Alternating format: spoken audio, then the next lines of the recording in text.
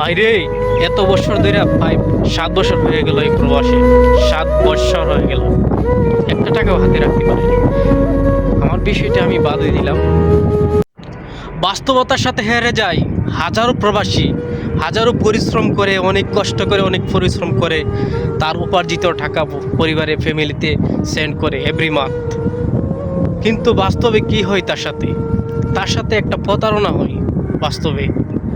যদি 10টা ফ্যামিলির, 5টা ফ্যামিলির একজন মেম্বার থাকে, সে হয়তো বিশ্বাস করে, অনেক বিশ্বাস করে, অনেক ভালোবেসে প্রতি মাসে হার্ডওয়ার্ক করে সে টাকা দিচ্ছে বাড়িতে, কিন্তু ভবিষ্যতে সে কি পাচ্ছে?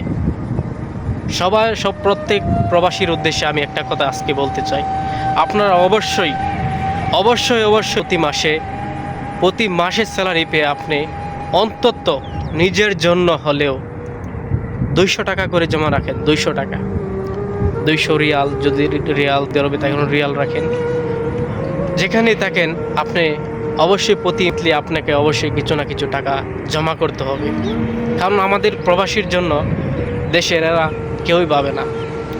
অতএব আপনারটা আপনাকেই ভাবতে হবে।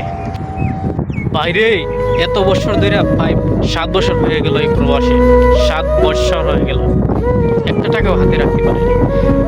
আমার বিষয়টা আমি বাদই দিলাম। তো আপনাদেরকে বলছি, অবশ্যই আপনারা হাতে কিছু টাকা রাখবেন। এই বাস্তব জীবনে, এই দুনিয়ায়, এই প্রবাসীদের কোনো আপন বলতে কেউ নাই।